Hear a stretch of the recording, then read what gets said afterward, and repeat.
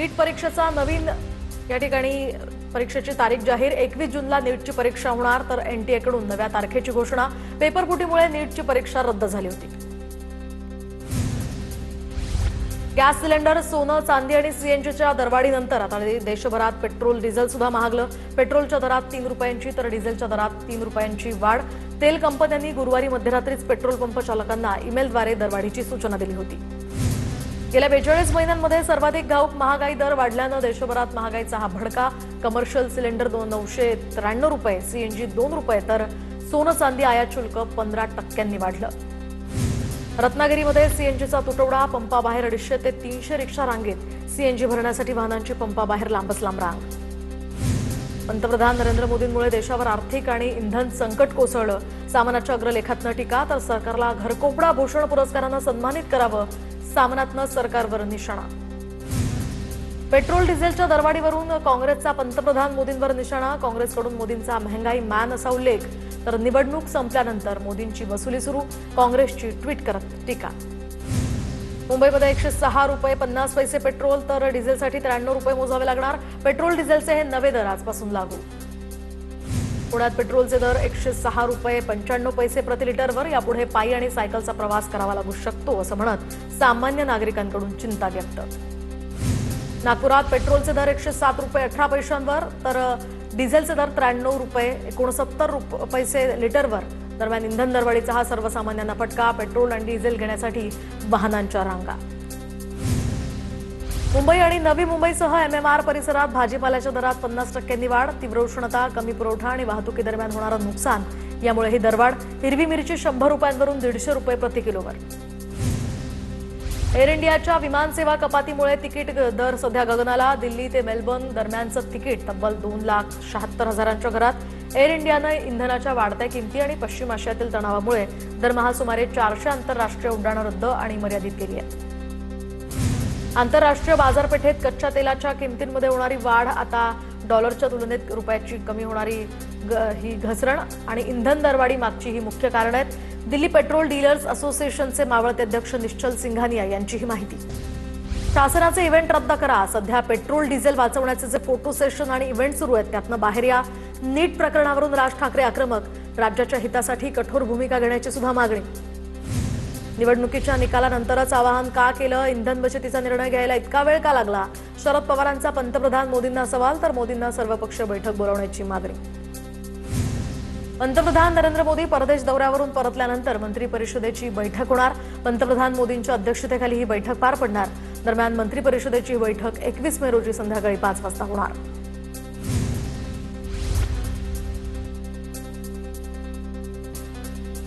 तर खरीप पूर्व तयारीची बैठक ऑनलाईन पद्धतीने होणार। मोदींच्या आवाहनानंतर प्रशासकीय खर्चात बचत करण्यासाठी राज्याच्या कृषी विभागाचा हा निर्णय। गेल्या 42 महिन्यांमध्ये एप्रिलमध्ये सर्वाधिक घाऊक महागाई दर। एप्रिल महिन्यात घाऊक महागाई दर हा 8.30%वर तर मार्चमध्ये हाच दर 3.88%वर होता। पंतप्रधान मोदी आजपासून 5 देशांच्या दौऱ्यावर तर मोदी यांच्या दौऱ्याची आजपासून यूएई इथून सुरुवात। तर Modi UAE, Netherlands, Sweden, Norway आणि इटली या देशांना भेटी देणार। मोदींच्या दौऱ्यात ऊर्जा आणि व्यापारावर विशेष भर असणार। निवडणूक आयोगाकडून मतदारांच्या विशेष सखोल पुनरावलोकनाचा हा तिसरा टप्पा जाहीर। महाराष्ट्रासह 16 राज्य आणि 3 केंद्रशासित प्रदेशांमध्ये 30 मे पासून प्रक्रिया सुरू होणार तर 37,63,00,000 मतदारांची पडताळणी केली जाणार। आंबा आणि काजू उत्पादक शेतकऱ्यांचा आज मोर्चा। सरकारसोबतच्या बैठकीनंतर तोडगा निघाला नसल्याची राजू शेट्टींची माहिती। गिरगाव चौपाटी ते वर्षा दरम्यान दुपारी मोर्चा आंदोलन। राजू शेट्टी आणि विनायक राऊतांच्या नेतृत्वात शेतकऱ्यांचं आंदोलन। डीसीएम सुनेत्रा पवार आज पुणे जिल्ह्याच्या डीपीडीसीची बैठक घेणार। जिल्ह्यातील विविध विकास कामांचाही आढावा घेणार। मोदींच्या आवाहनाला प्रतिसाद देत ऑनलाईन बैठक पार पडणार। हिंदू धर्माच्या प्रचारात आडवे येणाऱ्यांच्या डोक्यावर शाई टाकावी लागते। संग्राम भंडारेंची शरद पवारांच्या राष्ट्रवादीचे प्रवक्ते विकास लवांडेंवर टीका तर संग्राम भंडारेंनी विकास लवांडेंवर शाई फेक केली होती। काँग्रेस खासदार प्रणिती शिंदेंची जयकुमार गोरेंना नोटीस। महिलेचं चारित्र्य हनन करण्याचा गोरेंचा हेतू असल्याचा नोटीशीत दावा। गोरेंनी 7 दिवसात माफी मागावी अन्यथा कोर्टात जाणार। प्रणिती शिंदे आक्रमक। आनंद परांजपेंचा शिंदेंच्या शिवसेनेमध्ये प्रवेश। परांजपेंकडून राष्ट्रवादीच्या सर्व पदांचा राजीनामा। कोणतीही नाराजी नाही, स्वेच्छेनं शिवसेनेमध्ये प्रवेश केल्याची परांजपेंची माहिती।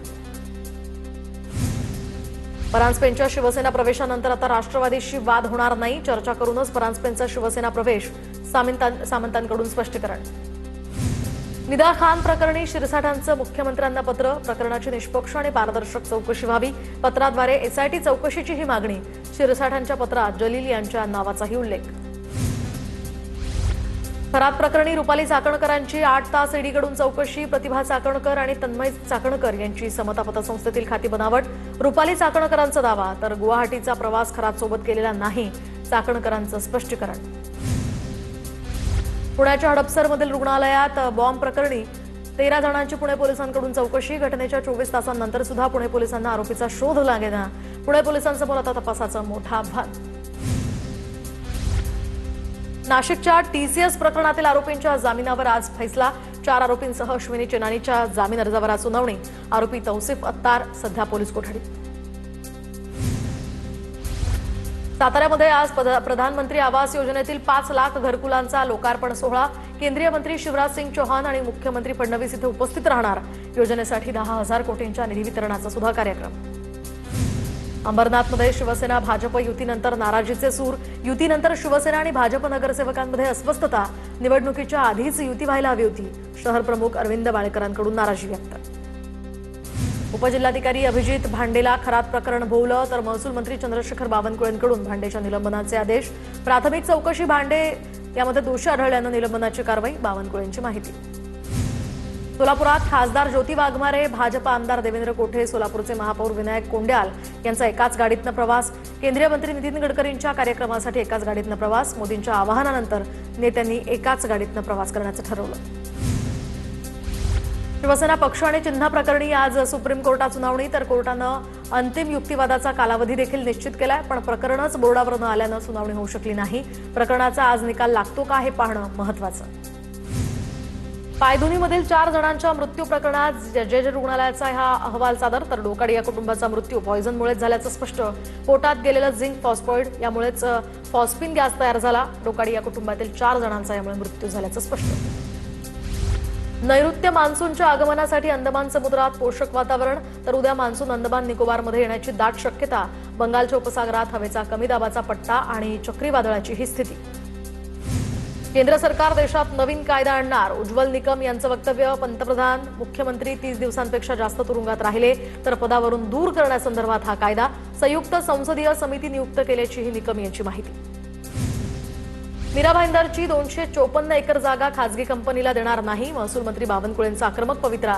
तर हायकोर्टाच्या आदेशामुळे सरकारी जमीन खासगी कंपनीच्या घिशात गेली होती. उच्च न्यायालयाच्या या आदेशामुळे महसूल कायद्याचं उल्लंघन झाल्याचंही शासनाचं मत. सोलापुरातील बंधू मनोहर भोसलेसह आरोपींना 2 दिवसांची पोलीस कोठडी, तर आजार बरा करण्याचा आमिष दाखवून औषधांच्या नावाखाली पैसे उकळल्याचाही आरोप. विद्याविहार पुलासाठी आजपासून विशेष ब्लॉक. गर्डर बसवण्याच्या कामासाठी 15 ते 18 मे दरम्यान विशेष वाहतूक आणि वीज पुरवठा ब्लॉक. दरम्यान कुर्ला ते भांडूप दरम्यान काही लोकल फेऱ्यांमध्ये सुद्धा बदल. मुंबईत 10% पाणी कपात सुरू. दररोज 520 दशलक्ष लिटर पाणी पुरवठा कमी होणार. जलाशयातील पाणीसाठा 23.52% गेल्यानं हा निर्णय. तर पाणी पुरवठ्याच्या वेळेत कोणताही बदल होणार नसल्याचं प्रशासनाकडून स्पष्ट. जेजुरीतील हळद भंडारा आता कायदेशीर चौकटीत येणार. भंडाऱ्याचं वर्गीकरण करून भेसळ रोखण्यात येणार.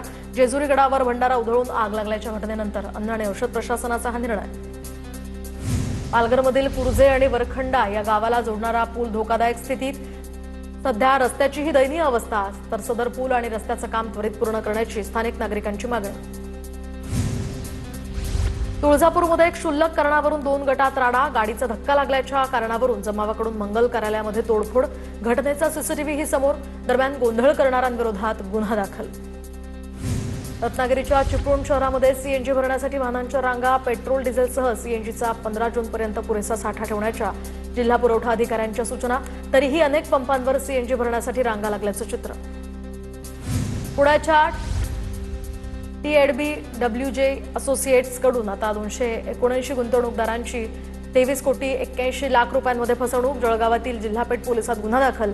एकाला पोलिसांकडून अटक, तर कंपनीच्या जळगाव शाखेचा मुख्य एजंट मिलिंद शालिकराव पाटलाला पोलिसांकडून अटक. गोंदियामध्ये ओबीसी समाजाची जातीनिहाय जनगणना आणि अनुसूचित जातींच्या उपवर्गीकरणाविरोधात 26 मे रोजी आक्रोश मोर्चा.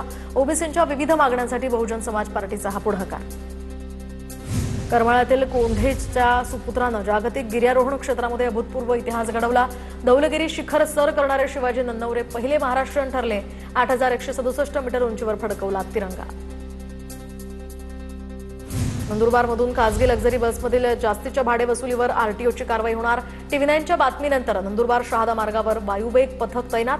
लग्नसराई आणि शाळा महाविद्यालयांना सुट्टी असल्यामुळे खासगी ट्रॅव्हल्सची मनमानी भाडेवाढ उघड.